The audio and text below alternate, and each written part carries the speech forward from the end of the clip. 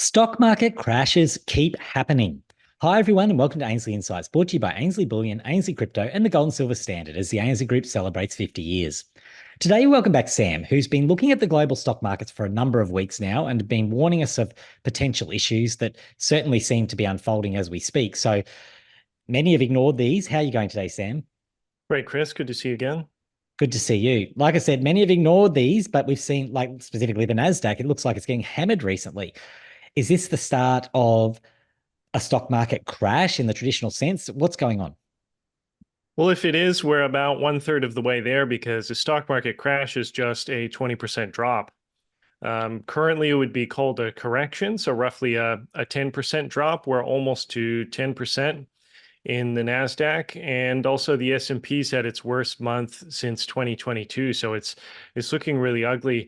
Now, the thing is, when these sort of things start happening, a lot of times they're just kind of denied until after they happen, or it's too late. And you mentioned in the article today that we have had these crashes before, obviously. The one in 2022 was probably mostly ignored compared to the 2020 crash.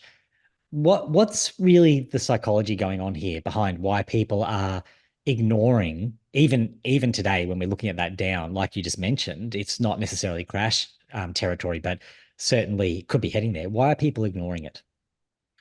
Well, yeah, I mean, if you look at the current one, it could just be a correction. But what I did in today's article is take a box and encapsulate the 2020 crash, and then you can see we've had plenty since then, the same size, which went on to still be the same percentage, 20 plus percentage.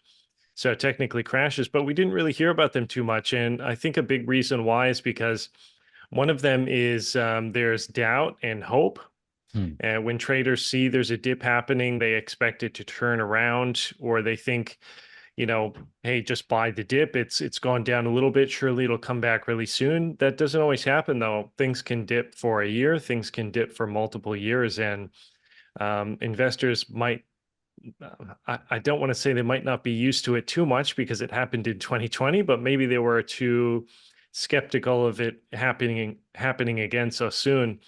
The other thing is avoidance. So when someone sees something bad that's happening, they want to avoid it. And people you'd think would care about their money a lot, but if you've ever had a tooth that's bothering you or something, and you don't go and get it drilled for a year, I mean that's your own body. Money's just money, but people will sit and watch their investments crash down all the way to 50% or say 20% less, and just hope it stops happening and everything fixes itself up with time. But then you miss the buy the low, sell the high. So it's a bit of a missed opportunity in a way.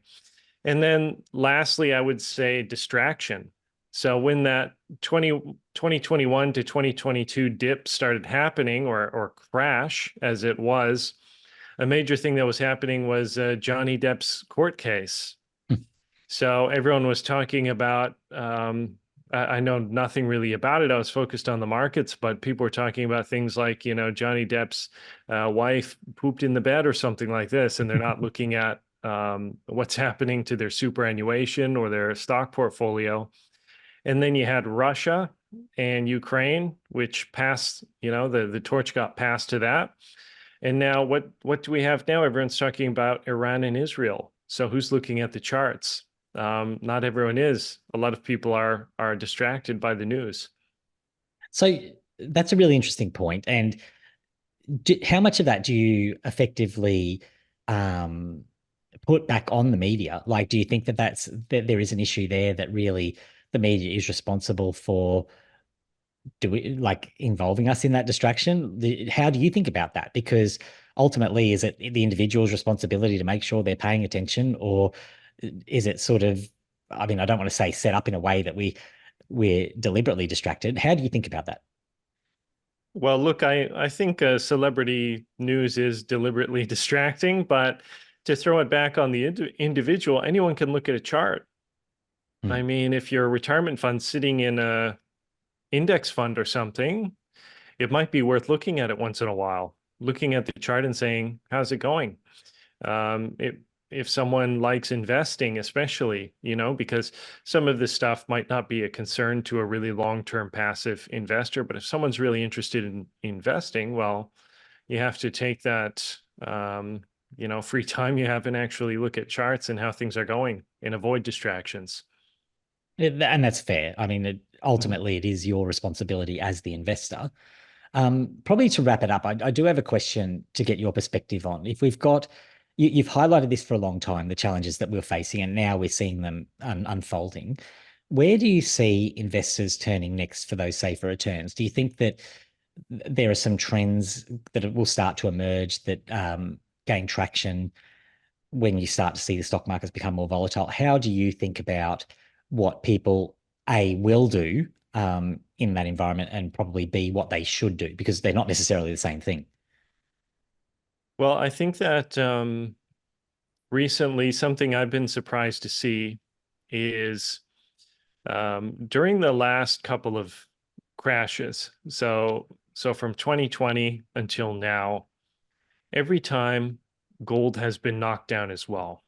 Mm, Now, gold's outperformed the stock market, but it's still been brought down. People have been scared and they've scrambled to they don't know what to do with their money. Just go cash and try to figure it out. But what I've seen this time is there is a huge and aggressive divergence between, if you look at the US Tech 100, referred to as the NASDAQ, and you compare that with the gold price recently, gold price is rocketing upward and the NASDAQ is death spiraling downwards. So it's a huge divergence between the two. And it looks like it's getting to that point, perhaps from talk about interest rates being loosened up again, that everyone's pretty much on the same page now about, hey, this is going to be a good thing for gold and this is going to be a bad thing for currency. And the stock market, we've seen in 2022, we've seen the biggest names get absolutely pummeled. And I think investors have taken note of that. Look, you can't, when the ship starts sinking, you do need a lifeboat, not just going to another part of the ship, not just going to a safer looking part of the ship. And these big name stocks like Apple and Nvidia and everything, they can just be a little bit like the tip of the Titanic. Okay, it's the last to go down, but it's still going to go down. You need something else. And it looks like people have really been aggressively piling into gold for weeks and weeks, which is quite surprising.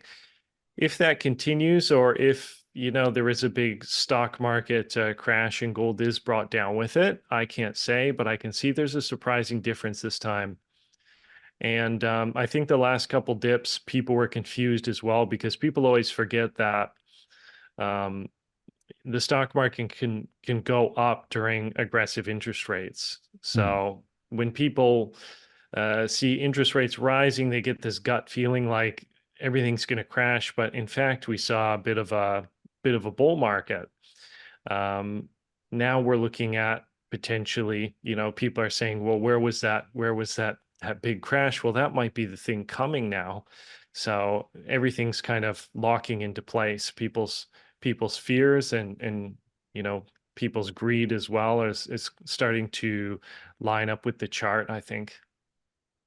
And yeah, I think my summary of that as well is gold is certainly telling us something this time around, because you've made that point really well, that there's been that correlation that we've seen in the past, and the fact that it has broken at this time really should demand everyone's attention. And still, it feels like not enough people are paying attention to that message, but you've certainly been warning us of it for quite a while. So yeah, certainly something we need to be paying attention to. All right. Thanks for having me, Chris. Thanks, Sam. Thanks everyone for watching. We'll chat again soon.